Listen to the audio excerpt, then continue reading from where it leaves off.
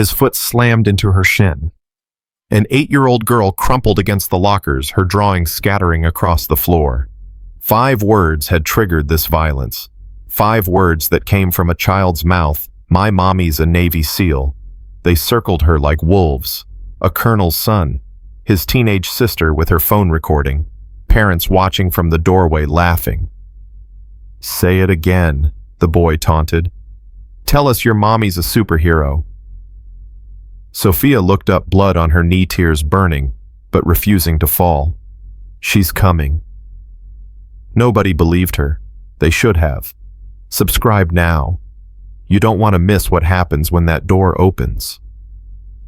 Sophia Reyes held her breath when the teacher called her name. She was 8 years old, small for her age. Dark hair pulled into 2 braids that her mother had tied that morning before dawn, when the house was still quiet and the coffee was still brewing. Her shoes were polished. Her dress was pressed. And in her hands she clutched a piece of paper that she'd spent 3 weeks creating. It was a drawing, her best one yet. A woman in uniform, a golden pin on her chest, and underneath, in careful 8-year-old handwriting, my mom is a hero. Sophia Reyes, the teacher repeated. Would you like to come up and introduce your family? The room was full of parents, military parents, proud parents, the kind who wore their ranks like armor and their medals like proof. Bayside Elementary sat 3 miles from the naval base, and every family in this room had a connection to the uniform, except apparently for Sophia. She walked to the front slowly. Her heart was pounding so hard she could feel it in her throat. Around her, other kids had already gone. They'd stood next to fathers in pressed dress blues, mothers in pearls and proud smiles, grandfathers with ribbons that stretched across their chests like colorful wounds. Sophia had no one standing beside her. My name is Sophia Reyes, she said. Her voice was small but steady. My mom couldn't be here tonight. She had training, but she's coming soon. She held up her drawing. My mom is a Navy SEAL. The silence that followed wasn't the respectful kind. It was the kind that judged. Patricia Harrington was the first to laugh, not loudly, just a sharp exhale through her nose, the kind that said, oh, how precious, and how pathetic at the same time. She sat in the second row, legs crossed, designer bag resting on the chair beside her, like it needed its own seat. Her husband Frank sat next to her, a full-bird colonel with a jawline that could cut glass and eyes that had never learned to soften. Did she just say, SEAL? Patricia whispered to the woman beside her. Brenda Shaw nodded, lips pressed into a smirk. Bless her heart. Derek Shaw. Brenda's husband leaned back in his chair and crossed his arms. Major Shaw had done 2 tours in Afghanistan and never let anyone forget it. There's no such thing as a female SEAL, he said, not quietly. Someone's been watching too many movies. A ripple of laughter moved through the section. Sophia's cheeks flushed, but she didn't lower her drawing. She is, she said. She graduated from BUDS. She has a trident. More laughter now, the kind that came with shaking heads and exchanged glances. Sweetheart, Patricia said, her voice dripping with false sweetness. It's okay to be proud of your mom, but you don't have to make things up. I'm not making it up. Then where is she? Sophia's grip tightened on her paper. She's coming. Frank Harrington snorted. Sure she is. The teacher, Mrs. Patterson, stepped forward with an awkward smile. Thank you, Sophia. That was a lovely drawing. Let's give her a round of applause. A few parents clapped. Most didn't. Sophia walked back to her seat with her drawing pressed against her chest like a shield. She could feel their eyes on her. The whispers, the judgment. But she didn't cry. She sat down, stared at her desk, and waited. Because her mom was coming. She always came. The break was announced 15 minutes later. Parents stood stretched, migrated toward the coffee station in the back of the room. Kids wandered out into the hallway, grateful for the escape. Sophia slipped out with them, clutching her drawing, looking for somewhere quiet. She found a bench near the Lost and Found. It was tucked into a corner away from the main traffic, next to a poster about kindness that nobody seemed to have read. She sat down and smoothed her drawing across her lap. The woman in the picture looked strong, brave. The trident on her chest was made of gold crayon, and Sophia had pressed so hard the paper had almost torn. There she is. Sophia looked up. Tyler Harrington was walking toward her.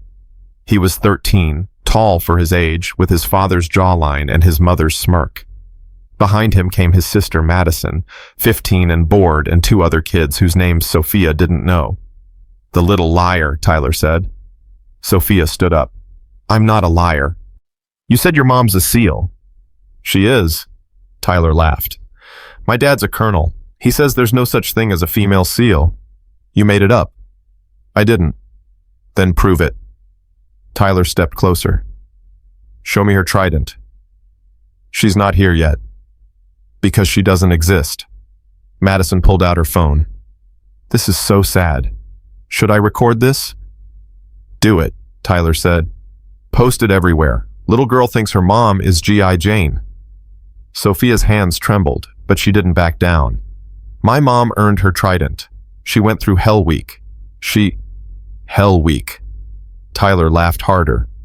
"You don't even know what that means." "I do. It's when they—" "Stop talking."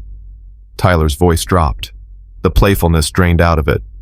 "You're embarrassing yourself." Sophia shook her head. "I'm telling the truth." "No, you're lying, and liars need to learn." He shoved her. Sophia stumbled backward, her shoulder hitting the lockers with a hollow clang. Her drawing slipped from her fingers and fluttered to the floor. "Tyler," Madison said, but she was still recording. "Pick it up," Tyler said. "Pick up your fake drawing and admit you lied." Sophia reached for the paper, but Tyler stepped on it. The crayon smeared under his shoe. "Say it," he said. "Say your mom's not a SEAL." "No." "Say it." "No." Tyler's face twisted. "Fine." He kicked her. Not hard enough to break anything, but hard enough to hurt. His foot connected with her shin and Sophia crumpled against the lockers, a sharp cry escaping her lips before she could stop it. "Tyler." Madison's voice was higher now, uncertain. "She deserved it," Tyler said. "Liars deserve it." Sophia sat on the floor, her leg throbbing, her drawing torn beneath Tyler's shoe. Tears burned in her eyes, but she blinked them back. She would not cry. She would not give them that. "My mom is coming," she said quietly. Tyler crouched down to her level. "No, she's not. Because she doesn't exist. And even if she did, she wouldn't be a SEAL. Women can't be SEALs. Everyone knows that." "You're wrong." "I'm never wrong." Tyler stood up. "Come on, let's go. This is boring now." They walked away laughing. Madison was already typing on her phone, probably uploading the video. The other kids followed without looking back. Sophia stayed on the floor. Her drawing was ruined. The gold trident was smeared into an unrecognizable blob. The word hero was torn in half, but she didn't move. Because somewhere she knew her mother was on her way, and when Elena Reyes arrived, everything would change. The hallway was quiet for almost 3 minutes. Sophia counted her breaths. In and out, in and out. The way her mom had taught her when the nightmares came. The way her mom breathed before missions, she said. Calm and steady, even when everything was loud. She was reaching for her ruined drawing when she heard footsteps. Not the scattered sounds of kids running, not the click of a teacher's heels. These footsteps were different, measured, deliberate, the kind of steps that didn't hurry because they didn't need to. Sophia looked up, and there she was. Elena Reyes walked down the hallway like she owned every inch of it. She wasn't tall, 5'5" on a good day with dark hair pulled back into a tight bun and a face that gave nothing away. She wore her navy working uniform crisp and pressed, and on her chest, catching the fluorescent light like it was made of fire, sat the trident. The SEAL trident. The pin that fewer than 50 women in history had ever earned. Sophia scrambled to her feet. "Mom!" Elena's eyes swept the hallway in one fluid motion. She saw her daughter's tear-streaked face, the red mark on her shin, the torn drawing on the floor, and she understood. "Sophia." Elena's voice was calm, controlled. "What happened?" "They didn't believe me." Sophia's voice cracked. I told them you were a SEAL, and they laughed, and then they kicked me." Elena didn't react, not visibly, but something shifted behind her eyes, something cold and calculating and absolutely lethal. "Who?" "The Harrington boy, Tyler, and his sister recorded it." Elena nodded once. She reached down and picked up the torn drawing, studied it for a moment. The smeared trident, the ripped word. "You made this for me," she said quietly, "for the showcase. But it's ruined now." Elena smoothed the paper gently. "Nothing's ruined. It just has a story now." She folded it carefully and slipped it into her pocket. "Stay here." "Mom." "Stay here, Sophia." Elena straightened and walked toward the multi-purpose room. Her footsteps echoed down the hallway like a countdown. The multi-purpose room was still buzzing with conversation when Elena pushed through the door. She didn't announce herself, didn't need to. Within seconds, heads were turning. Conversations were dying, eyes were widening. Because everyone in that room knew what a trident looked like. And everyone in that room had just realized they'd made a terrible mistake. Patricia Harrington was mid-sentence when she saw Elena. Her coffee cup froze halfway to her lips. Her face went pale. "Frank," she whispered. Colonel Frank Harrington turned, and for the first time in 23 years of military service, he felt his stomach drop. The woman standing in the doorway wasn't tall, wasn't imposing in the traditional sense, but she carried herself with the kind of quiet authority that made four-star generals take notice. Her uniform was immaculate, her posture was perfect, and on her chest sat a pin that only the most elite warriors in the world had ever earned. "Oh my God," Derek Shaw breathed. Elena scanned the room. Her eyes moved from face to face, cataloging, assessing the way she'd done in 100 combat zones before. She found what she was looking for. Tyler Harrington stood near the snack table, phone in hand, laughing at something Madison had just shown him. He hadn't noticed Elena yet, hadn't noticed that the entire room had gone silent. Elena walked toward him. Her footsteps were the only sound. Tyler finally looked up. His smile died instantly. He started. "You kicked my daughter," Elena said. It wasn't a question. Tyler's phone slipped from his fingers. It clattered against the floor and he didn't move to pick it up. She said. She said the truth. Elena stepped closer. "And you kicked her for it." Frank Harrington was moving now, crossing the room with the hurried stride of a man who knew damage control was already too late. "Ma'am," he said, "I'm sure this is just a misunderstanding." Elena didn't look at him. "Your son assaulted an 8-year-old girl in the hallway. Your daughter recorded it. That's not a misunderstanding. That's a crime." The word hung in the air like smoke. Patricia rushed over her heels, clicking frantically. "Now wait just a minute. Tyler would never." "He did." Elena finally turned. Her eyes met Patricia's, and whatever Patricia saw there made her take a step back. "Your son kicked my daughter because she told the truth about who I am. Your daughter filmed it and laughed. And you," Elena's gaze swept across both parents, "you sat in this room and called my child a liar." Frank's jaw tightened. "We didn't know." "You didn't need to know." Elena's voice didn't rise. It didn't need to. "You just needed to be decent human beings. You failed." Derek Shaw stepped forward, hands raised. "Look, let's all calm down. Kids say things, they exaggerate. How were we supposed to know she was telling the truth?" Elena turned to him slowly. "You're a major." "That's right. Then you should know better than anyone that a soldier's word is their bond. My daughter gave hers and you laughed in her face." Elena stepped closer. "I've served alongside men and women who died protecting this country. They didn't die so that their children could be bullied by officers who think their rank makes them untouchable." Derek's face reddened. "Now hold on. I'm not finished." The words cut like a blade. Derek fell silent. Elena turned back to the room. Every eye was on her. Every breath was held. "My name is Lieutenant Commander Elena Reyes," she said. "United States Navy. SEAL Team 3. I've served 17 years. I've completed missions in places most of you have never heard of. I've earned every pin, every ribbon, and every scar on my body." She paused. "And tonight, my 8-year-old daughter told you the truth about me, and you made her bleed for it." No one spoke. Elena looked at Tyler. "Give me your phone." He scrambled to pick it up, hands shaking so badly he almost dropped it twice. He held it out like an offering. Elena took it. Her fingers moved across the screen with practiced efficiency. The video, the uploads, everything deleted. She handed it back.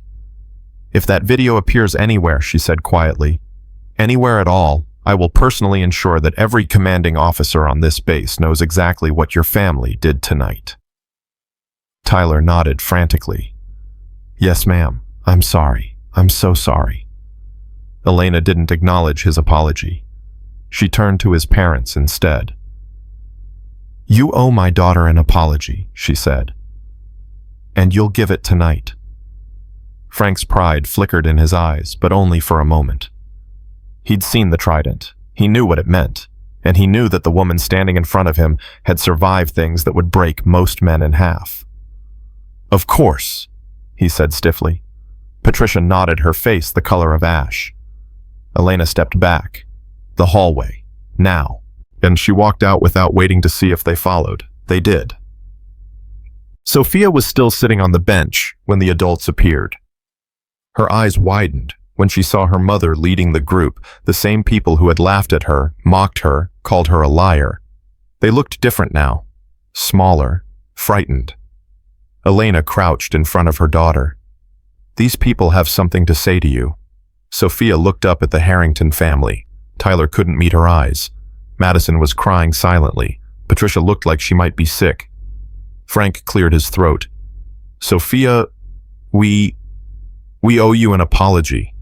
Sophia said nothing. "We were wrong," Frank continued. "We shouldn't have said those things. We shouldn't have doubted you." Patricia spoke next, her voice barely above a whisper. "I'm sorry we laughed. That was cruel." Tyler stepped forward, his voice cracked. "I'm really sorry I kicked you. I shouldn't have done that. Ever. I was wrong and I'm sorry." Sophia looked at her mother. Elena nodded slightly. Sophia turned back to the group. "Okay, that was all. Just one word." But it was enough. Elena stood.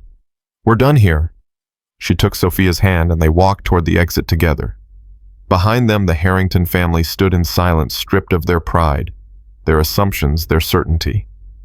At the door, Sophia looked up at her mother. "Mom." "Yeah, baby. They believe me now." Elena squeezed her hand. "They should have believed you all along." They walked out into the night, and behind them, the school had already begun to change. The parking lot was darker than Elena remembered.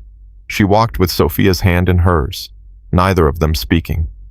The night air was cool against her face, carrying the faint salt smell from the coast 3 miles away. Behind them, the school lights still glowed, but neither of them looked back. Sophia's grip tightened. "Mom." "Yeah, baby." "Are they going to get in trouble?" Elena didn't answer right away. She unlocked the car with a soft chirp and opened the passenger door. "Get in. We'll talk." Sophia climbed into the seat, her legs dangling above the floor mat. She looked smaller than usual, fragile in a way that made Elena's chest ache. Elena walked around to the driver's side, got in, but didn't start the engine. She sat there in the darkness, hands resting on the steering wheel, staring straight ahead. "Mom, I'm thinking." "About what?" Elena turned to look at her daughter. 8 years old, brave enough to stand in front of a room full of strangers and tell the truth. Brave enough to take a kick and not cry in front of her attackers. "I'm thinking about how proud I am of you." Sophia's eyes widened. "Really?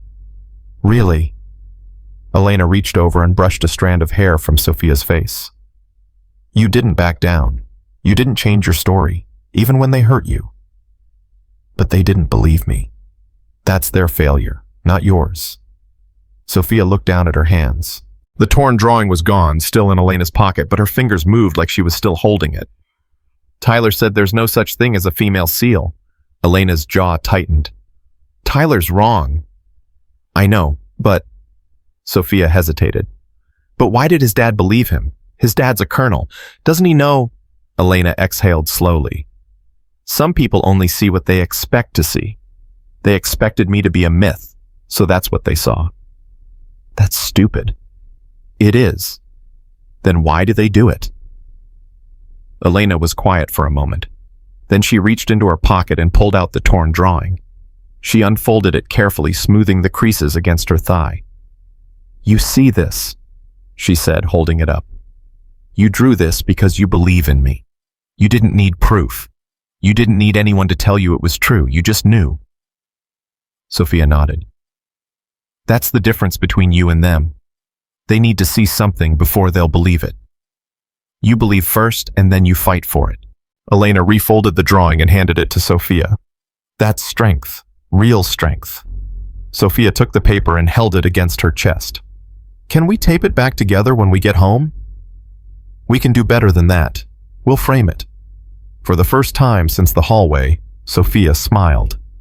It was small, tentative, but real. Elena started the car. They were halfway home when her phone buzzed. Elena glanced at the screen, a number she recognized. Her commanding officer. She let it go to voicemail. 30 seconds later, it buzzed again. Who is it? Sophia asked. Work. Are you in trouble? Elena almost laughed. No, baby. I'm not in trouble. But she wasn't entirely sure that was true. Word traveled fast on base. Faster than she'd like.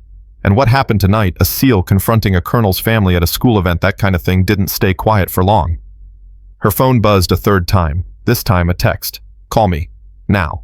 CDR Wells. Elena pulled into their driveway, put the car in park, and turned to Sophia. Go inside. Lock the door. I'll be there in 5 minutes. Is everything okay? Everything's fine. I just need to make a call. Sophia hesitated, then unbuckled her seatbelt and climbed out. She walked to the front door, unlocked it, and disappeared inside. The porch light flickered on automatically. Elena watched until the door closed. Then she picked up her phone.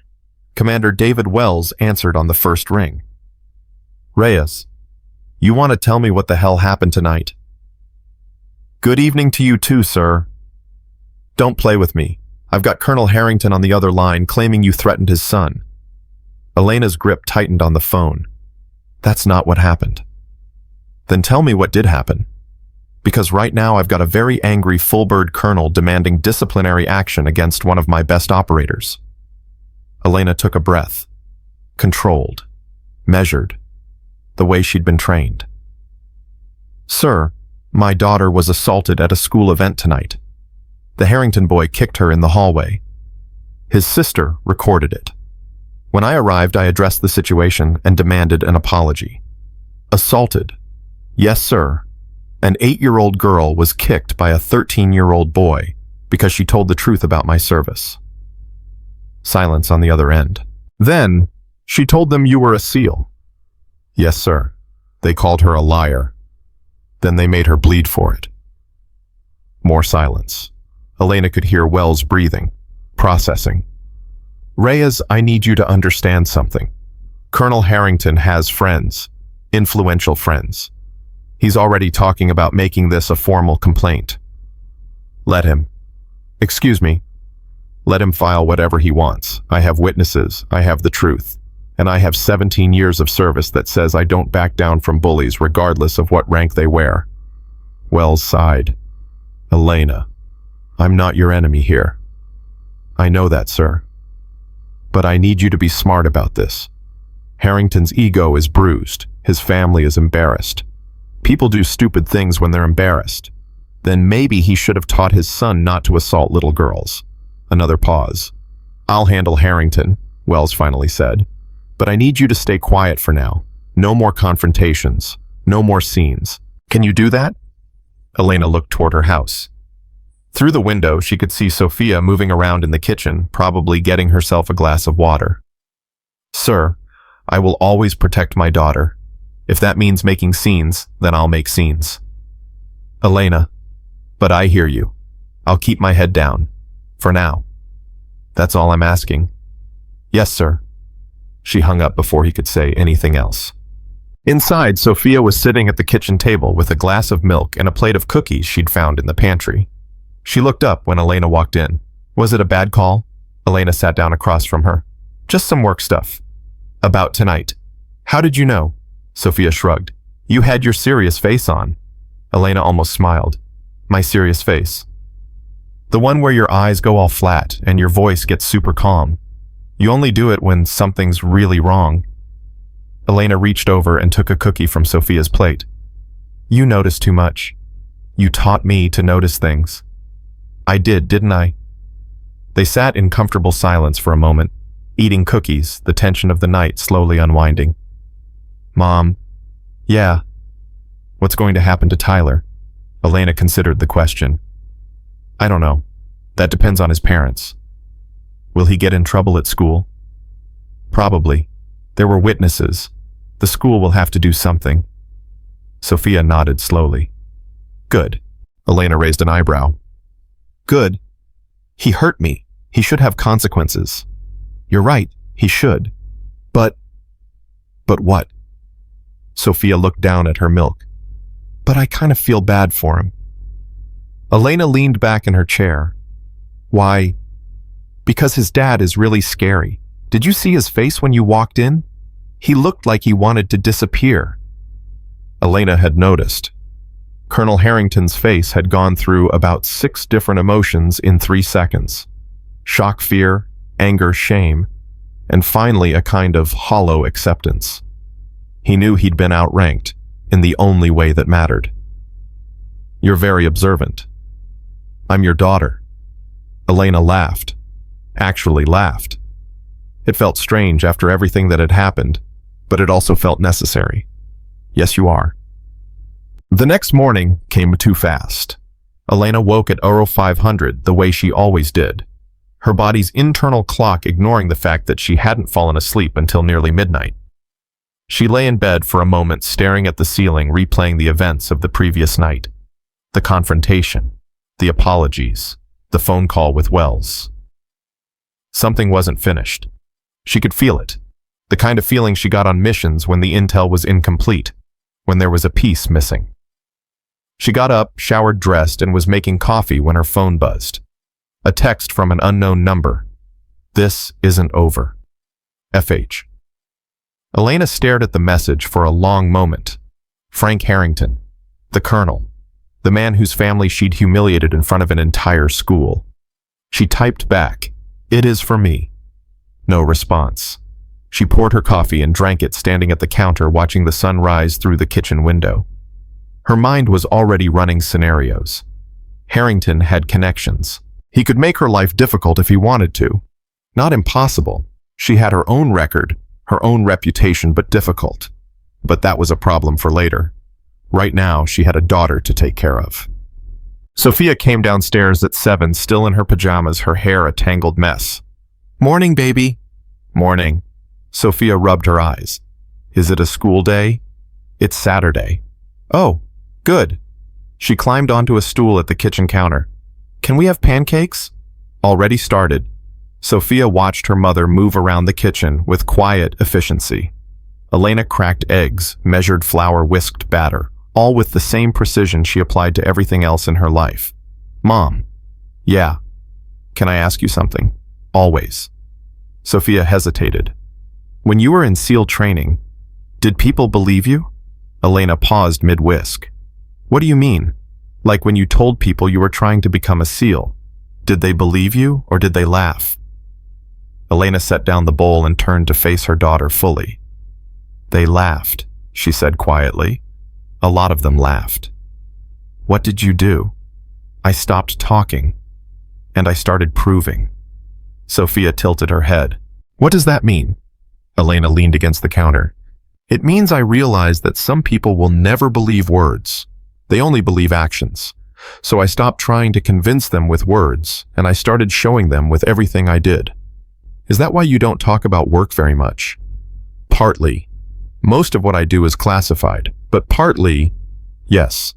I learned that actions speak louder, that results matter more than explanations.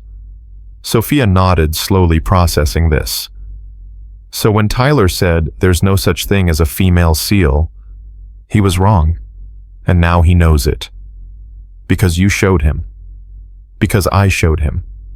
Sophia smiled. You're really cool, Mom. Elena turned back to the stove, but not before Sophia caught the slight curve of her mother's lips. Eat your pancakes when they're ready. Yes, ma'am. The knock came at 9:30. Elena was cleaning up the breakfast dishes when she heard it. 3 sharp raps. Official sounding. She dried her hands and walked to the door. Through the peephole, she saw a face she recognized. Master Chief Robert Torres, her direct superior at the team. Behind him stood another figure, Commander Wells. This wasn't a social call. She opened the door. Ma'am, Torres said, we need to talk. Come in. They filed into the living room. Sophia appeared at the top of the stairs, curious. Go to your room, baby. I'll come get you in a bit. Sophia hesitated, then nodded and disappeared. Elena turned to her visitors. Coffee. No time, Wells said. Reyes, we have a situation. I'm listening. Wells glanced at Torres, then back at Elena. Colonel Harrington filed a formal complaint this morning. He's claiming you assaulted his son and threatened his family. Elena's expression didn't change. That's a lie. I know. But he's got witnesses lined up. Parents from the event who say you were aggressive and intimidating. I was, because they assaulted my daughter. That's the problem. Wells ran a hand over his face. It's your word against theirs, and there are more of them. Torres spoke up. The video the girl took, the one you deleted. They're claiming you destroyed evidence. Elena felt her stomach tighten. Evidence of what a crime they filmed, a minor being assaulted. I deleted footage that showed my daughter being victimized. I understand, Torres said, but they're spinning it differently.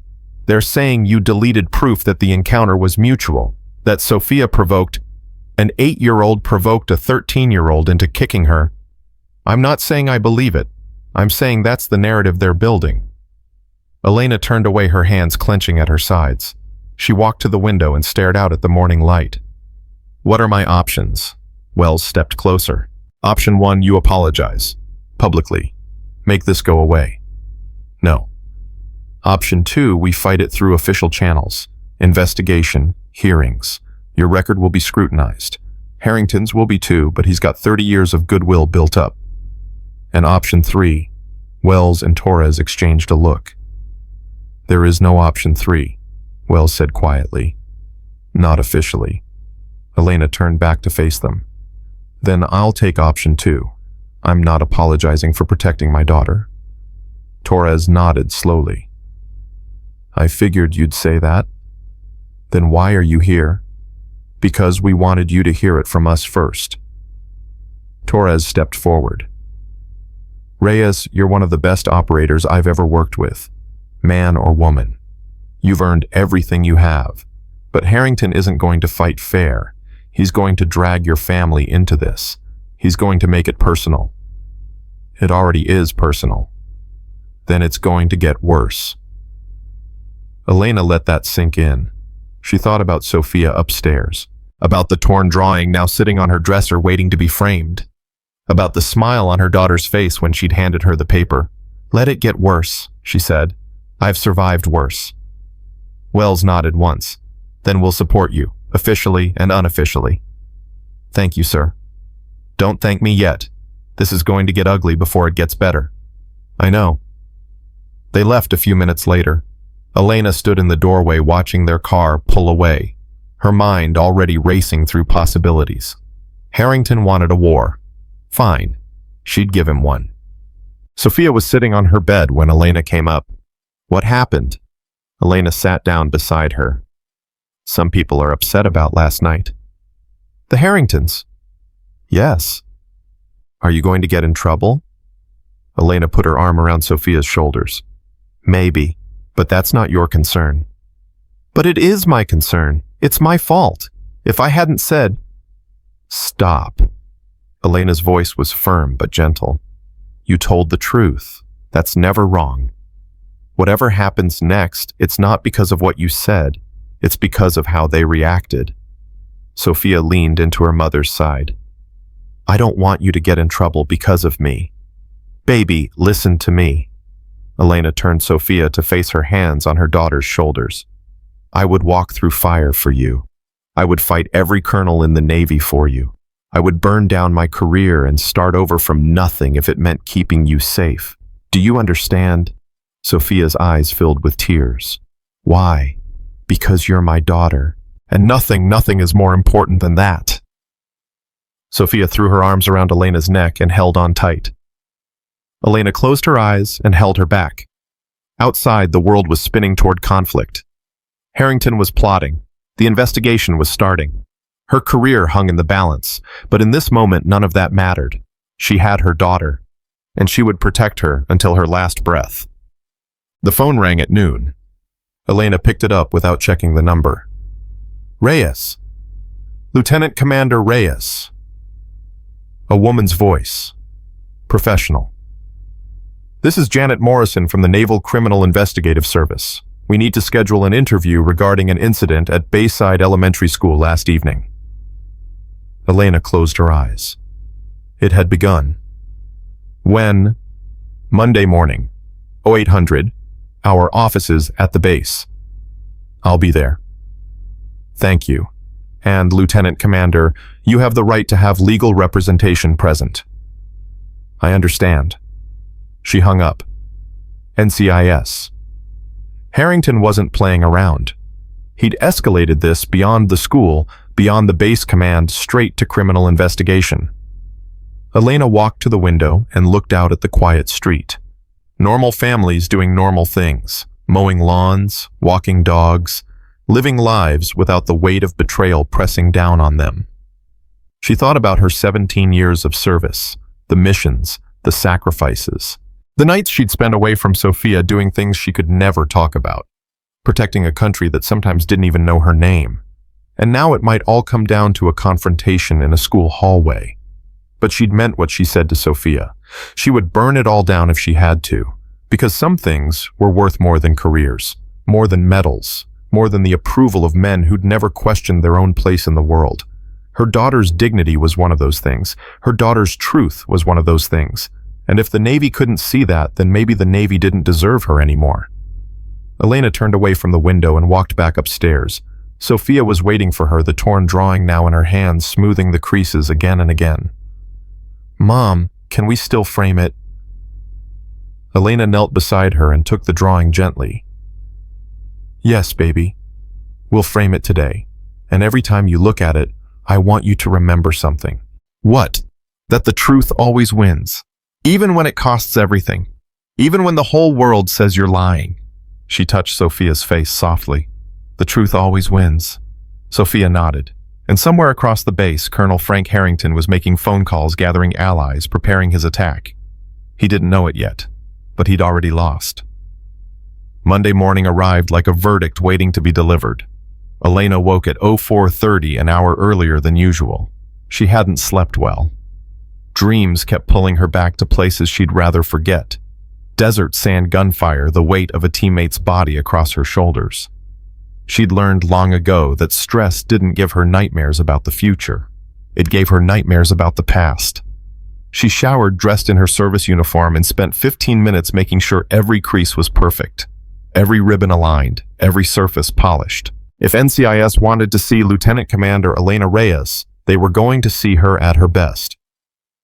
Sophia was still asleep when Elena checked on her.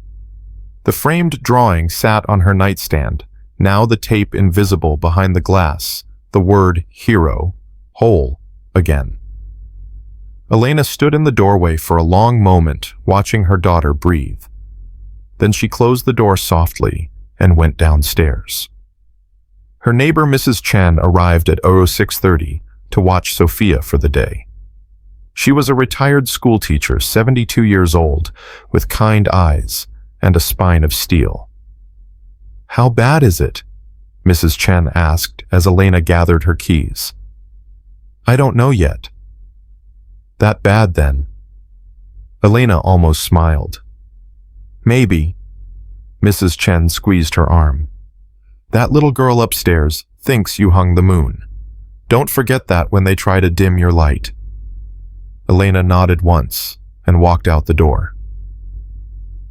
The NCIS offices were located in a nondescript building near the base's administrative center.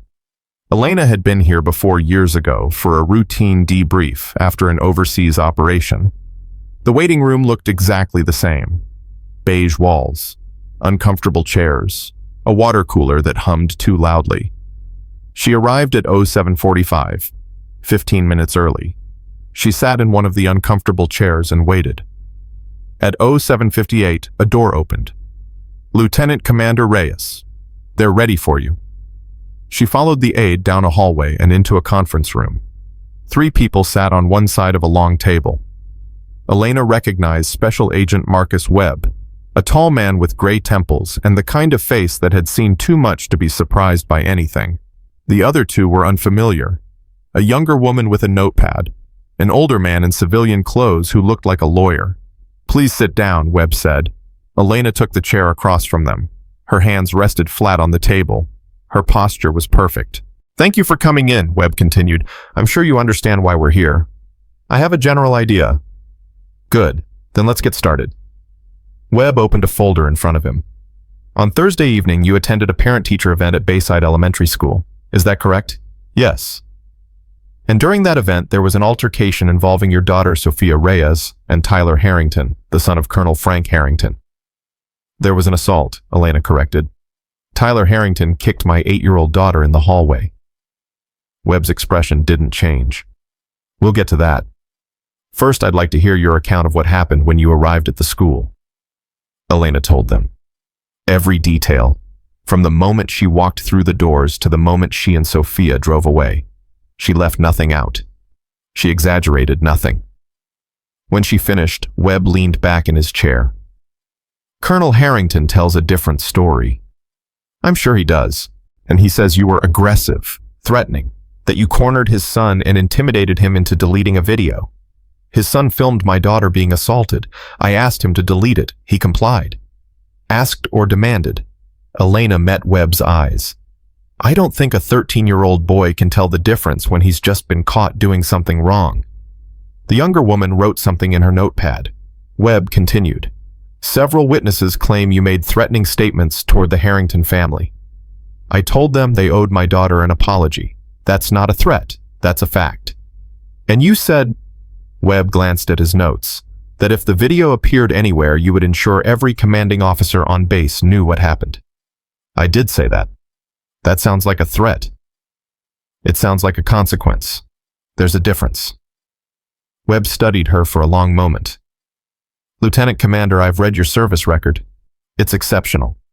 17 years. Multiple commendations. One of the first women to complete SEAL training. You're not the kind of person who usually ends up in this room.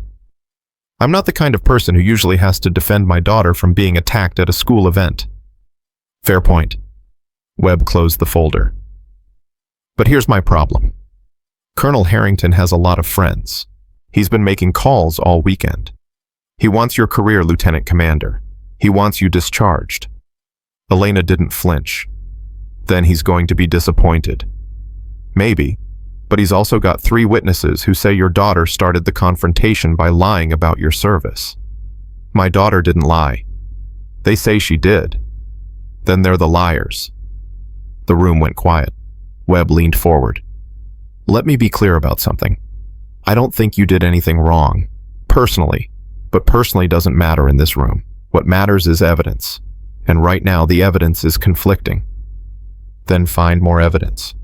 We're trying. That's why you're here. Elena's jaw tightened. What do you need from me? The truth. All of it. Including anything that might help us understand why Colonel Harrington is pushing so hard for your head. Elena was quiet for a moment. Then she said, Because I embarrassed him. Explain. His family mocked my daughter in front of dozens of people. They called her a liar. They laughed at her. And then his son assaulted her. When I walked into that school, I wasn't just a mother defending her child. I was proof that everything they'd said was wrong. And that embarrassed him. That destroyed him. In front of his peers, his colleagues, his family. A woman he'd been taught didn't exist walked into his world and made him look like a fool. Webb nodded slowly. So, this isn't really about what happened in the hallway. No, this is about what I represent, and what he can't accept. The older man in civilian clothes spoke for the first time. Lieutenant Commander, I'm David Chen-Jag, liaison. I need to ask you something directly. Go ahead. Are you willing to fight this? Because if Harrington gets his way, you could lose everything. Your rank, your pension, your career. Elena looked at him. Mr. Chen, I've fought in places where the enemy wanted to kill me. I've survived things that would break most people. I'm not going to lose sleep over a colonel with a bruised ego. Chen almost smiled. Good, because this is going to get ugly. It already is. The interview lasted another 2 hours. They went over every detail again and again. Elena answered every question the same way each time, consistent, clear, unshakable. When it was finally over, Webb stood and extended his hand. Thank you for your time, Lieutenant Commander. Elena shook it. When will I know something? We'll complete our investigation within the week. You'll be notified of the findings. And until then? Until then, you're on administrative leave. Effective immediately. Elena's stomach dropped, but her face showed nothing. Understood. She walked out of the building into the bright morning sun. The world looked exactly the same as it had 3 hours ago. But everything had changed.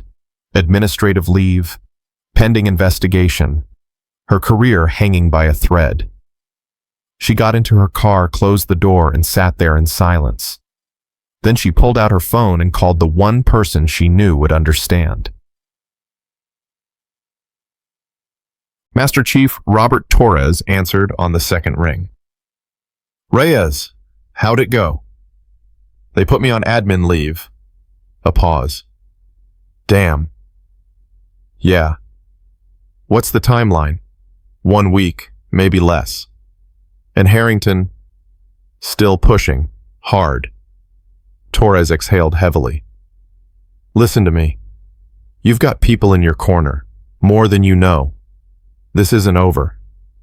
I know it's not over, but they're trying to make it over before it really starts. Then don't let them. You've survived buds. You've survived combat. You can survive a bureaucratic hit job. Elena almost laughed. You make it sound simple. It's not simple, but it's doable.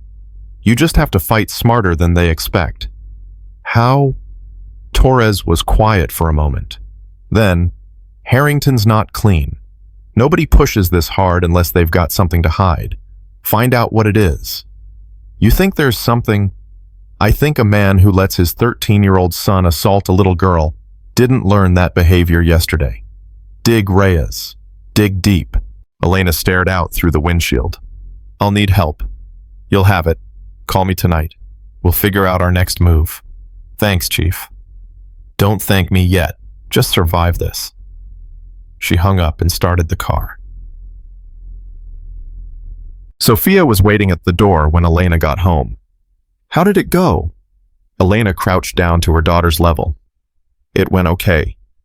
You're lying. Elena blinked. What? You have your lying face on. The one where you smile but your eyes don't. Elena's heart cracked a little. This kid noticed everything. You're right, she admitted. It didn't go great, but it's going to be okay. Promise. Elena hesitated. She never made promises she couldn't keep. It was a rule she'd lived by since Sophia was born. I promise I'm going to fight for us, no matter what. Sophia studied her mother's face for a long moment. Then she nodded. Okay. Okay. Yeah. If you're fighting, then we'll win. You always win. Elena pulled her daughter into a tight hug. Not always, baby. Always, Sophia repeated firmly. Always. That night, after Sophia was asleep, Elena sat at the kitchen table with her laptop open. Torres had said to dig, so she dug. Colonel Frank Harrington, 31 years of service, multiple deployments, commendations, awards, the kind of career that looked spotless on paper. But paper lied. Elena knew that better than anyone. She started with public records, news articles, social media, anything that mentioned Harrington's name. Most of it was routine. Promotions, ceremonies, the occasional photo op with local politicians. Then she found something. A news story from 8 years ago. A harassment complaint filed by a female officer under Harrington's command. The case had been dismissed.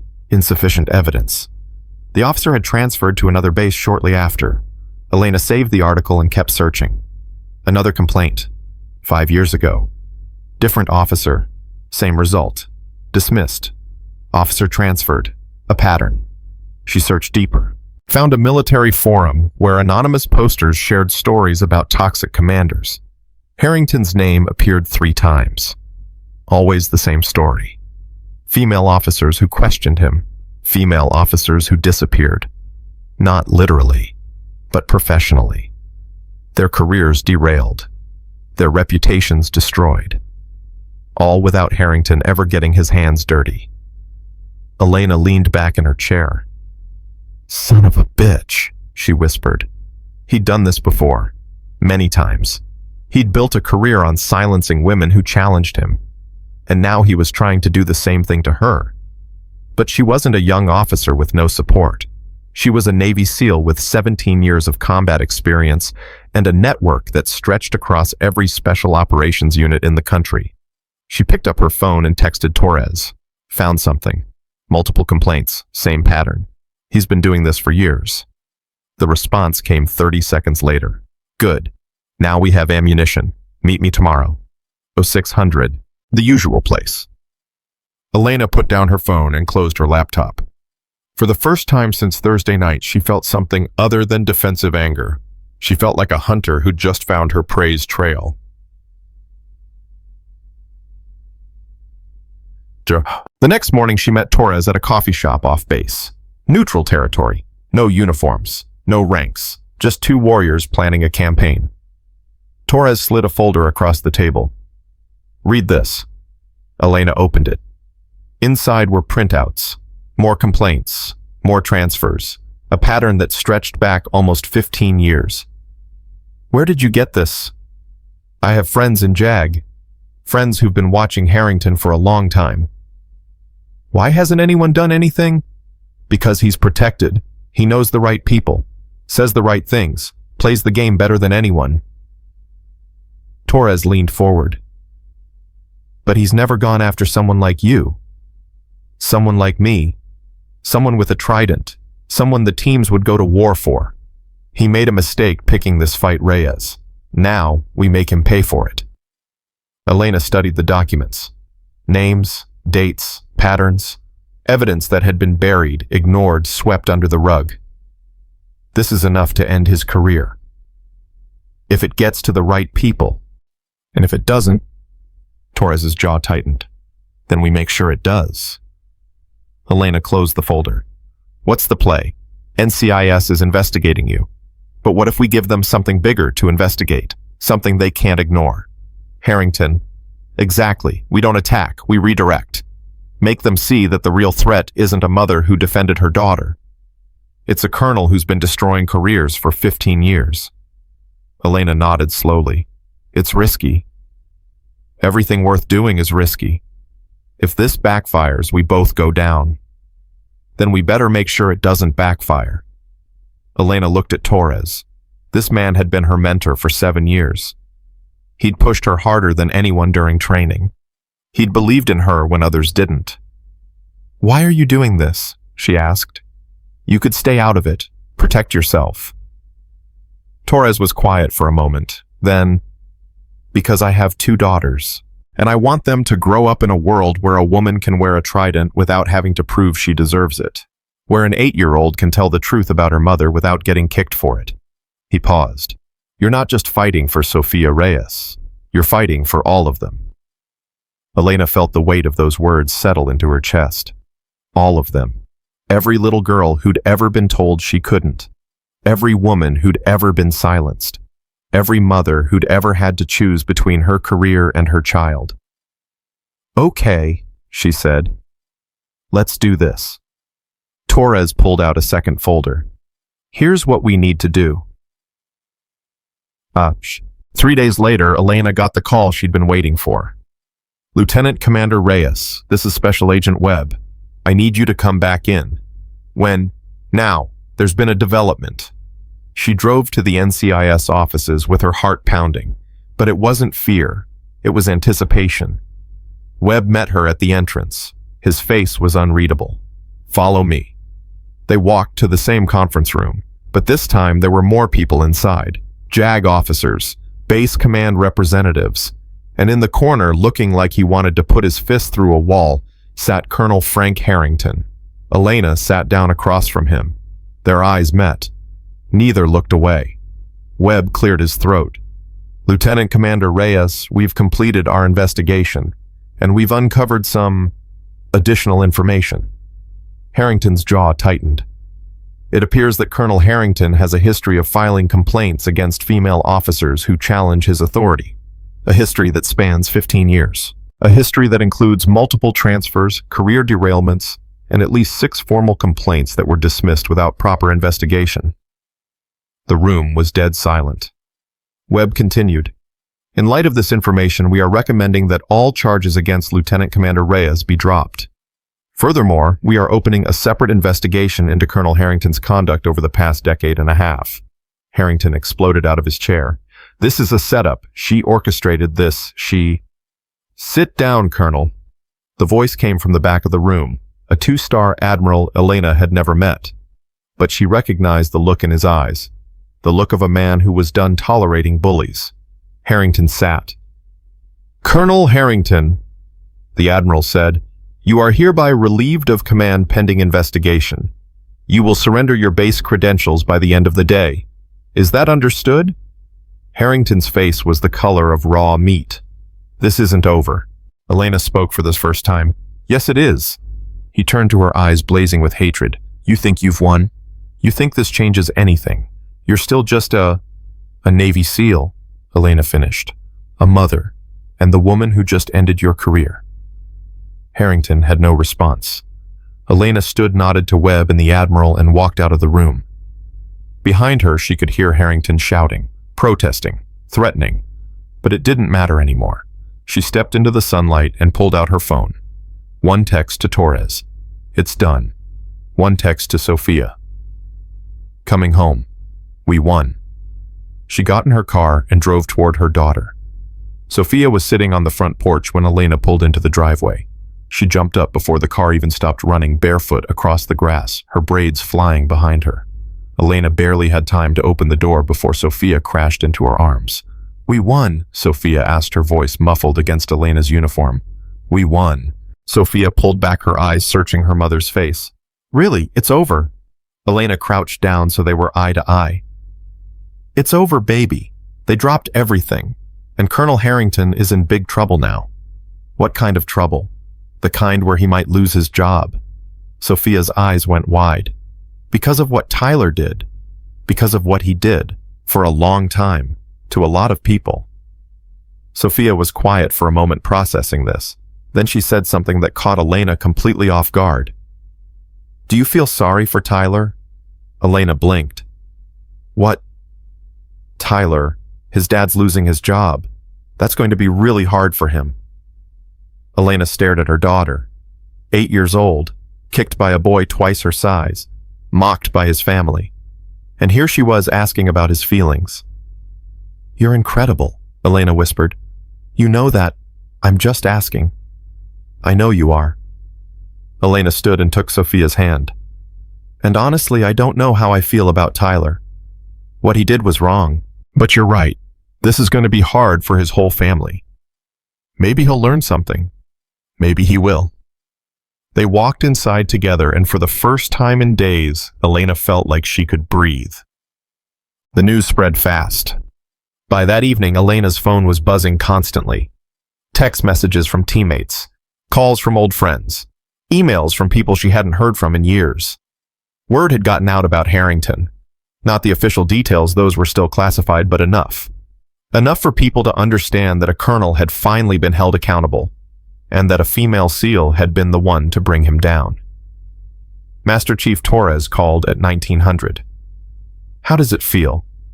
Elena laughed. "Ask me in a week." "Fair enough. Listen, there's something you should know." "What?"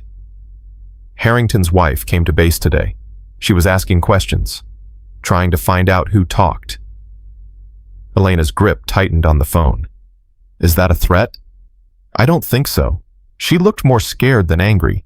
Word is she didn't know about the complaints, any of them. She didn't know her husband was destroying women's careers for 15 years. She says she didn't. Whether that's true..." Torres let the sentence hang. Elena thought about Patricia Harrington, the smug smile, the dismissive laugh, the way she'd called Sophia a sweetheart like it was an insult. "I don't feel sorry for her." "You don't have to, but you should be aware. This isn't over for their family, and desperate people do desperate things." "Understood." "Stay alert, Reyes." "Always." She hung up and looked over at Sophia, who was curled up on the couch with a book. Stay alert. Even in victory, there were still battles to come. The next 3 days passed in a strange kind of limbo. Elena was technically still on administrative leave pending final paperwork. She spent the time doing things she never had time for: cooking real meals, helping Sophia with homework, sitting on the porch in the afternoon sun. It felt foreign, almost uncomfortable.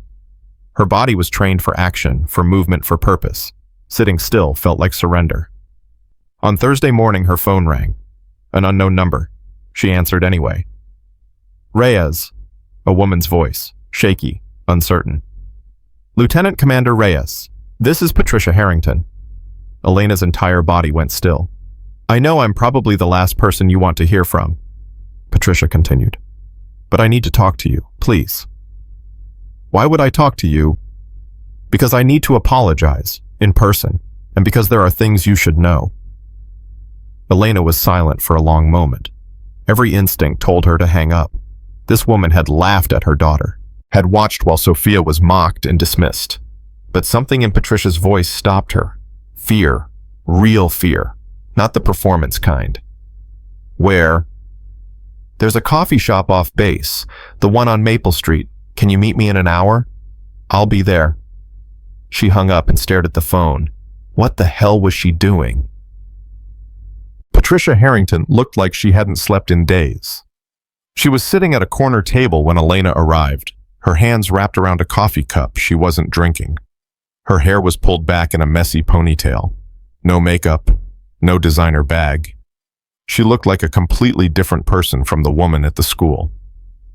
Elena sat down across from her.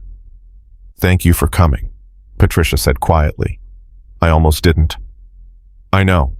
Patricia's eyes finally met hers. "I deserve that." Elena didn't argue. "I want to apologize," Patricia continued, "for what happened at the school, for what I said, for what I let happen to your daughter." "Let happen? You encouraged it." Patricia flinched. "You're right, I did.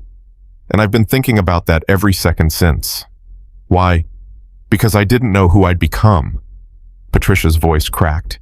"I've spent 30 years being Frank's wife, following his rules, believing his version of everything, and I never questioned it, not once." Elena leaned back in her chair.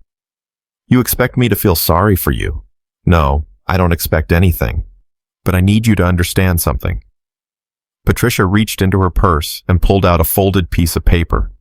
"Frank didn't just do this to other women. He did it to me." She unfolded the paper and slid it across the table. Elena looked down. It was a medical report. Emergency room. Dated 3 years ago. Fractured rib. Contusions on the upper arm. Patient reported falling downstairs. Elena's stomach turned. "He hit you." Patricia nodded, tears streaming down her face now. "More than once. But I never told anyone. I couldn't. He said he'd destroy me. And I believed him." "Patricia." I'm not telling you this for sympathy. I'm telling you because you need to know what kind of man he really is. And because—" She hesitated. "Because I heard what you did, how you fought back, how you won. This isn't about winning. No, it's about surviving. And you survived him. I never could." Elena stared at the woman across from her, the same woman who had laughed at Sophia, who had called her a liar, who had stood by while her son kicked an 8-year-old girl. And suddenly Elena saw something else. A victim, trapped for 30 years, defending her abuser because she didn't know any other way. "What do you want from me?" Elena asked. "I want to testify against Frank. I want to tell them everything. The abuse, the threats, the things he said about the women he destroyed. I want to help end this. But I'm scared. Scared of what? Of him. Even now, even with everything falling apart. I'm still scared of what he might do." Elena reached across the table and took Patricia's hand. It was the last thing she expected to do, but it felt right. "You don't have to be scared anymore," she said. "He's not in control anymore. And if you're willing to talk, I'll make sure someone listens." Patricia broke down completely, shoulders shaking, years of silence finally spilling out. Elena sat with her until the tears stopped. 2 days later, Patricia Harrington gave a formal statement to NCIS. She told them everything: the abuse, the cover-ups, the threats he'd made against her and the children if she ever spoke out. She gave them names, dates, details that only someone on the inside could know. The investigation expanded. What had started as a complaint about a school incident became something much bigger, a decades-long pattern of abuse and intimidation. A colonel who had used his rank as a weapon against anyone who challenged him, including his own wife. Elena watched from the sidelines as the walls closed in around Frank Harrington, and she felt something she hadn't expected. Not triumph, not satisfaction, sadness. Because this wasn't a victory, it was a tragedy. A man who could have been so much more destroyed by his own cruelty. A family shattered. Children who would carry this weight for the rest of their lives. Sophia noticed the change in her mother's mood. "Are you okay?" she asked one evening. Elena looked up from the stove. "I'm okay, just thinking. About the Harringtons." "Yeah." Sophia was quiet for a moment. Then, "Mom, do you think people can change?" Elena set down the spatula and turned to face her daughter. "I think some people can. If they want to. If they're willing to do the work." "Do you think Tyler can change?" "I don't know, baby. That's up to him." "I hope he does." Elena smiled. "You're too good for this world, you know that." "You always say that." "Because it's always true." The following Monday, Elena received official notification. Her administrative leave was terminated. All allegations had been dismissed. She was cleared to return to duty immediately. Commander Wells delivered the news in person. "Congratulations, Reyes, you survived." "Barely." "Sometimes barely is enough." He handed her a folder. "There's something else. A commendation from the Admiral for your role in exposing Harrington's pattern of behavior." Elena opened the folder and read the letter inside. It praised her courage, her integrity, her willingness to stand up against a superior officer in defense of her daughter and the other women Harrington had victimized. "I didn't do this for a commendation," she said. "I know. That's why you're getting one." Wells paused. "You know, Reyes, when you first came to the teams, a lot of people didn't think you belonged. They said women weren't cut out for this work, that you'd wash out, that you'd quit. I remember. You proved them wrong, every single one of them, and you're still proving them wrong." He extended his hand. "It's an honor to serve with you, Lieutenant Commander." Elena shook his hand. "Thank you, sir. Now get back to work. The teams need you." That night, Elena and Sophia had a celebration dinner. Nothing fancy, just pizza and ice cream and a movie on the couch. But it felt like a feast.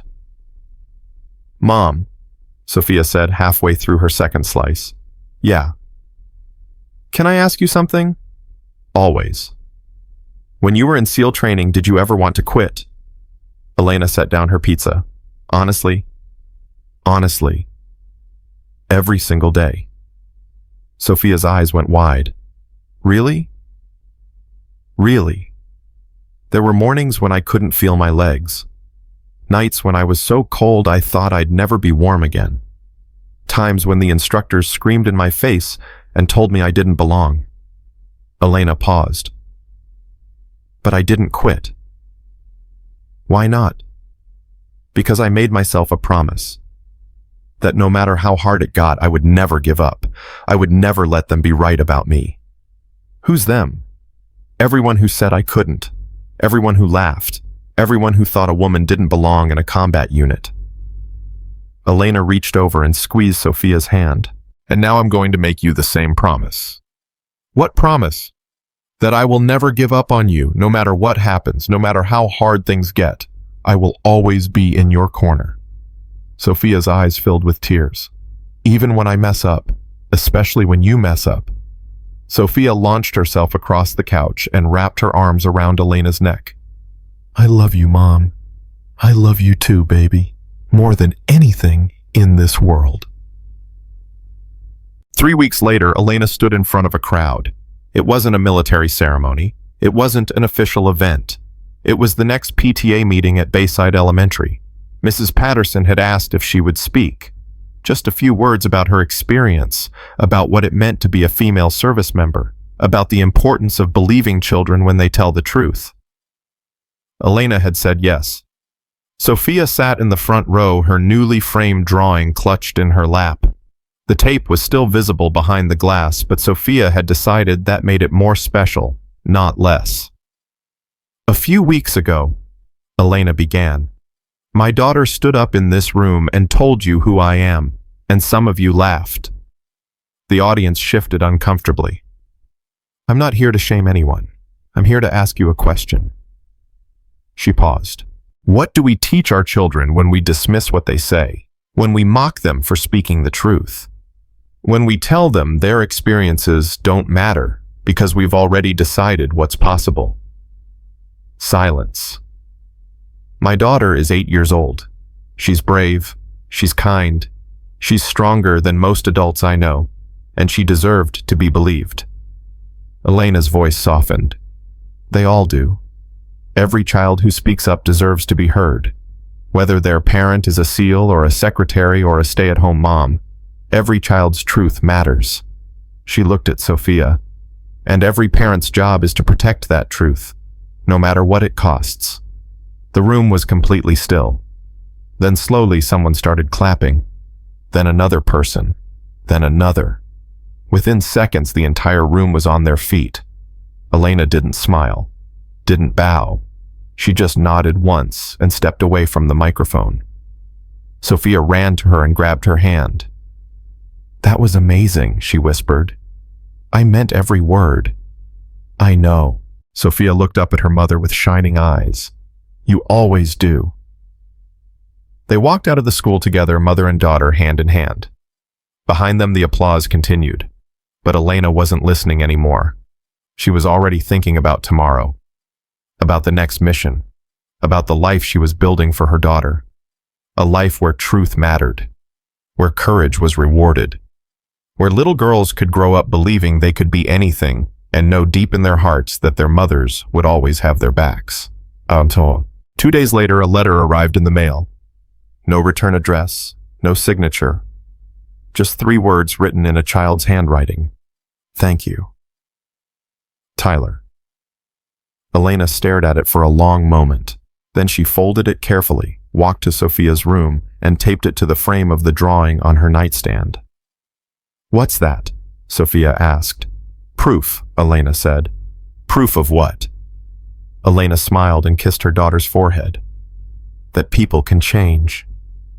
6 months had passed since that night at Bayside Elementary. Elena stood in her kitchen, coffee in hand, watching the sunrise through the window.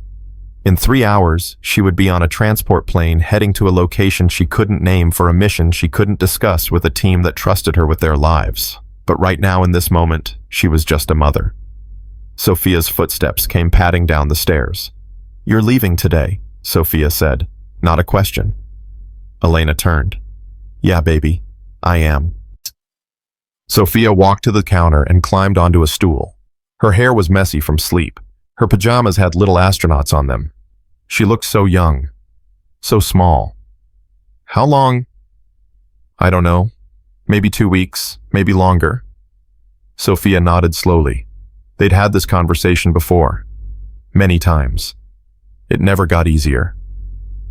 "Mrs. Chen is going to stay with you," Elena continued. "And Uncle Rob will check in every day." "I know. And you have my emergency number, the one that goes straight to the team." "I know, Mom." Elena set down her coffee and walked around the counter. She crouched in front of her daughter and took both her hands. "I need you to do something for me while I'm gone." "What?" "I need you to be brave." Sophia's eyes met hers. "I'm always brave." "I know you are, but this time I need you to be brave for yourself, not for me, not for anyone else, just for you." "What do you mean?" Elena squeezed her hands. "I mean that if something happens, if anyone says anything, if anyone tries to make you feel small, I need you to remember who you are, and whose daughter you are." Sophia's chin lifted slightly. "I will. Promise me. I promise." Elena pulled her into a hug and held on tight. She memorized the feeling, the weight of Sophia in her arms, the smell of her shampoo, the rhythm of her breathing. This was what she fought for, this moment, this child, this love. "I'll be back," Elena whispered. "I know," Sophia whispered back. "You always come back." The deployment was supposed to be routine, intelligence extraction, asset recovery, the kind of mission Elena had done 100 times before. In and out, clean and quiet. But nothing in combat was ever truly routine. 3 days into the operation, everything went wrong. The asset they were extracting had been compromised. The safe house was surrounded, and Elena's team was pinned down in a building with no backup and dwindling ammunition. She heard the bullets crack overhead as she pressed her back against a crumbling wall. Beside her, Chief Petty Officer Marcus Drake was bleeding from a wound in his shoulder. Across the room, 2 more teammates were holding the door. "Reyes," Drake shouted. "We need an exit." Elena's mind raced. She'd studied the building's layout before the operation. There was a service tunnel in the basement. Old, probably unstable, but it was their only chance. "Follow me." She led them through the darkness, downstairs that groaned under their weight, into a basement that smelled like mold and forgotten years. The tunnel entrance was behind a rusted metal door that hadn't been opened in decades. Elena hit it with her shoulder. Once. Twice. On the 3rd try, it gave way. Move, move, move. They crawled through the narrow passage, Drake groaning with every movement but never stopping. Behind them, they could hear the enemy entering the building, shouting in a language Elena didn't understand. The tunnel seemed to go on forever. Then, suddenly, light. They emerged into an alley 3 blocks from the extraction point. Elena radioed for pickup, and within minutes, a helicopter appeared overhead. They made it. All of them. But as Elena climbed into the helicopter, she felt something she hadn't felt in years. Fear. Real fear. Not for herself, but for what could have happened. What almost happened. She thought of Sophia, of the promise she'd made that morning in the kitchen. You always come back. She had to keep that promise, no matter what. The flight home felt longer than usual. Elena sat in the transport plane surrounded by her teammates, but her mind was thousands of miles away. She kept seeing Sophia's face, hearing her voice. You always come back. Master Chief Torres sat down beside her. You okay? Elena nodded. Fine. You're lying. She almost smiled. Sophia says the same thing. Smart kid. Torres was quiet for a moment. That was close back there. I know. Too close. I know. Torres leaned back. You ever think about getting out? The question hung in the air. Elena had thought about it. Of course she had. Every parent in special operations thought about it. The what-ifs, the almosts, the phone calls that could come at any moment. Sometimes, she admitted. But this is who I am. This is what I do, and I'm good at it. Being good at something isn't always a reason to keep doing it. Elena turned to look at him. What are you saying? I'm saying you have options. You've given 17 years. You've earned every honor this country can give. No one would think less of you if you decided Sophia needed you more than the teams. I can do both. Can you? The question stung because it was fair, because she'd asked it herself 1,000 times, because she didn't know the answer. I'm not ready to quit, she finally said. I'm not asking you to quit. I'm asking you to think. Elena looked out the window at the clouds below. Think. That was all she'd been doing for months, thinking about the future, about what kind of mother she wanted to be, about what kind of legacy she wanted to leave, and she still didn't have answers. Sophia was waiting at the airport when Elena landed. She broke through the crowd and ran straight into her mother's arms, nearly knocking her over. You're back. I'm back. Sophia pulled away just enough to look at her mother's face. You look tired. I am tired. Are you hurt? No, baby. I'm okay. Sophia studied her for a long moment, the way she always did when she was trying to figure out if Elena was telling the truth. Something happened, she said. Elena hesitated. What makes you say that? Your eyes are different. They do this thing when you're worried about something. This kid, this impossibly perceptive kid. Let's go home, Elena said. We'll talk there. That night after dinner, they sat on the porch together. The stars were out. The neighborhood was quiet. Somewhere down the street, a dog barked once and then fell silent. You can tell me, Sophia said, whatever it is. Elena looked at her daughter, 8 years old going on 30, brave and kind and stronger than anyone gave her credit for. Something happened on the mission, Elena began. We got into trouble, bad trouble. Sophia's hand found hers. But you got out. We got out. But for a few minutes there, I wasn't sure we would. Were you scared? Elena nodded. Yeah, I was scared. Of dying. Of not coming back to you. Sophia's grip tightened. But you did. You're here. I'm here. Elena paused. But it made me think about things, about what happens if someday I don't come back. Sophia was quiet for a long moment. Then, I've thought about that too. You have, every time you leave. I think about what would happen if you didn't come home. Sophia's voice was steady, but her eyes were wet. But then I remember what you told me. What did I tell you? That fear doesn't get to win. That being brave means doing the hard things even when you're scared. Sophia looked up at her mother. You do hard things, Mom, every day, and you always come back, because you promised. Elena felt tears sliding down her cheeks. She didn't bother wiping them away. When did you get so smart? I learned from you. Elena pulled her daughter close and held her under the stars. I'm not going anywhere, she whispered. Not yet, not for a long time. I know, Sophia whispered back. But even if you did, even if the worst thing happened, I'd be okay, because you taught me how to be strong. Elena closed her eyes. This was her legacy. Not the missions, not the medals, not the trident on her chest. This child, this brave, beautiful child who knew how to face fear and keep moving forward. This was what mattered. 3 months later, Elena made a decision. She didn't announce it, didn't make a big deal out of it. She just walked into Commander Wells' office one morning and put a piece of paper on his desk. He read it in silence. You're sure about this? I'm sure. You've still got years left. You could make captain, admiral even. I know. Then why?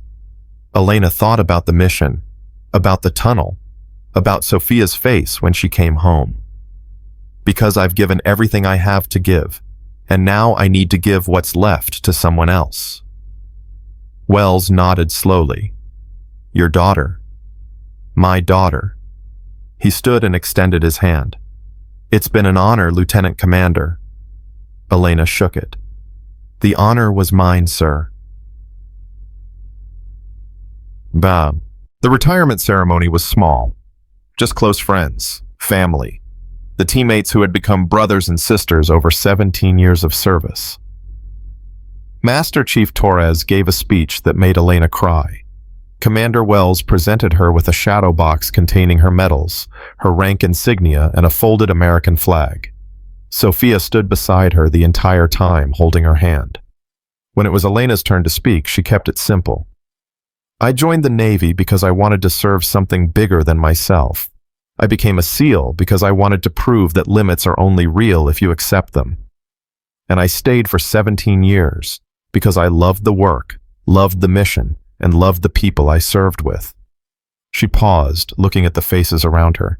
"But today I'm retiring because I realized something important. The most important mission I'll ever have isn't overseas. It's right here." She looked down at Sophia. "It's raising a daughter who believes she can do anything. It's showing her that strength isn't just about fighting, it's about knowing when to stop. It's about being present, being there, being enough." She squeezed Sophia's hand. "So thank you, all of you, for everything you've given me, for everything we've done together. I'm proud of every moment, and I'll carry this with me forever." The applause was warm, genuine, the kind of applause that came from people who understood what it cost to walk away. Elena accepted their handshakes, their hugs, their words of appreciation, but her eyes kept drifting back to Sophia, her daughter, her legacy, her future. This was the beginning of something new. 1 year later, Elena stood in the gymnasium of Bayside Elementary School. But this time, she wasn't there as a parent defending her daughter. She was there as a guest speaker. Career Day. The school had invited her to talk about her service, her experience, and what it meant to break barriers in a male-dominated field. Sophia sat in the front row, beaming. Elena looked out at the sea of young faces. Boys and girls, all ages, all backgrounds, all watching her with wide eyes and open minds. "Who here has ever been told they couldn't do something?" she asked. Almost every hand went up. Who here did it anyway? Fewer hands, but still some. Elena smiled. "I spent my whole career being told what I couldn't do. I couldn't join the Navy because I was a woman. I couldn't try out for the SEALs because women weren't allowed. I couldn't be a mother and an operator at the same time." She paused. "But here's the thing about can't. It's just a word. It has no power unless you give it power. And I refuse to give it anything." The kids were listening intently now. "I'm not going to stand here and tell you that everything is possible if you just believe hard enough. That's not true. Life is hard. Some doors really are closed. Some paths really are blocked." Elena's voice softened. "But here's what I will tell you. The most important thing you can ever do is try. Even when it's scary. Even when people laugh. Even when they tell you you're wrong." She looked at Sophia. 1 year ago, my daughter stood in this school and told the truth about who I am. And people laughed at her. They called her a liar. They hurt her." Elena's jaw tightened. But she didn't back down. She didn't change her story. She stood her ground and waited for the truth to win. The gymnasium was completely silent. That's courage. Real courage. Not the kind you see in movies. The kind that lives inside you when everything is falling apart and you choose to keep standing anyway. Elena stepped back from the microphone. "So when someone tells you that you can't, when someone laughs at your dreams or mocks your truth, I want you to remember something. You don't have to convince them. You don't have to prove anything to anyone except yourself. You just have to keep going. Keep trying. Keep believing." She smiled. "Because someday you'll walk into a room full of doubters, and they'll see exactly who you are, and they'll never doubt again." The applause started slowly, then grew into a wave. Kids were clapping, teachers were clapping, parents in the back were wiping their eyes. Sophia ran up to the stage and threw her arms around her mother. That was amazing, she whispered. I meant every word. I know.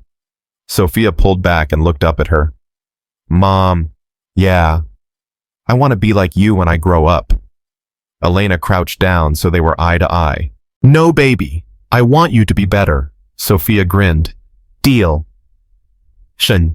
They walked out of the school together, hand in hand. The sun was bright. The air was warm. The world was full of possibility. Mom, Sophia said. Yeah. Do you miss it, being a SEAL? Elena thought about it. The missions, the camaraderie, the rush of doing something that mattered. Sometimes, she admitted, but I don't regret leaving. Why not? Because I get to be here, with you, watching you grow up, watching you become the person you're meant to be. Elena squeezed her hand. That's worth more than any mission. Sophia smiled. You're getting soft in your old age. Watch it, kid. I can still do more push-ups than you. Prove it. When we get home. They laughed together, the sound carrying across the parking lot. Behind them, a group of girls from Sophia's class were watching. One of them, a small girl with red hair and freckles, tugged on her friend's sleeve. That's Sophia's mom, she whispered. She was a real Navy SEAL. No way. Yes way, Sophia told me. And it's true. The friend looked at Elena with new eyes. That's so cool. I know. Sophia's so lucky. Ahead of them, Sophia glanced back and caught the girls staring. She gave them a little wave. They waved back, starstruck. Sophia turned to her mother. They're talking about you. Let them. Doesn't it bother you? Being stared at? Elena shook her head. Not anymore. I spent too many years worrying about what other people thought. Now I just focus on what matters. What matters. Elena looked at her daughter, this brave, brilliant child who had stood up for the truth when everyone told her she was wrong. You, she said simply, you matter. That night after dinner, Elena and Sophia sat in Sophia's room. The framed drawing still hung on the wall, the one with the smeared trident and the word hero taped back together. Beside it now hung Tyler's note.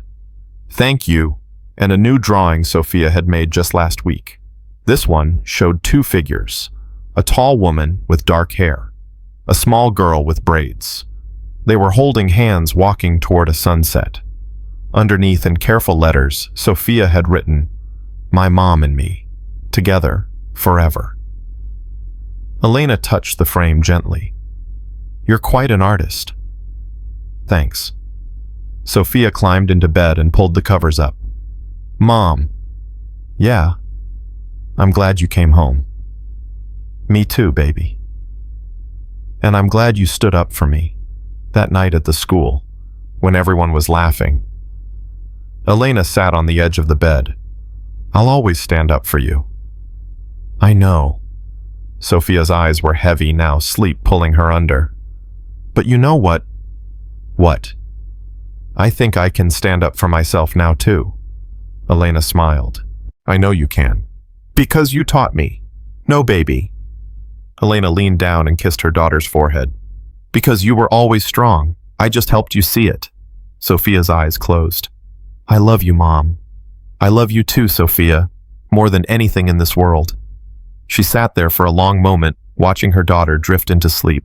The moonlight fell across the room, catching the gold crayon of the trident in the framed drawing, making it glow like something precious. Elena stood and walked to the door. She looked back once. Her daughter, her legacy, her greatest mission. Then she turned off the light and stepped into the hallway, leaving the door open just a crack the way Sophia liked it. Outside, the stars were bright. And somewhere in Elena's heart, a promise was kept. She had come home. She had stayed. And the truth, Sophia's truth, her truth, the truth that no one had believed had won. Not because it was loud, not because it was proven, but because it was real. And real things, in the end, always survive. What would you do if your child told the truth and no one believed them? Would you fight like Elena did? Drop your answer in the comments below. If this story touched your heart, hit that like button and subscribe. Share it with someone who needs to hear. that the truth always wins. And remember, strength isn't about being the loudest in the room. It's about being the last one standing when the room finally falls silent.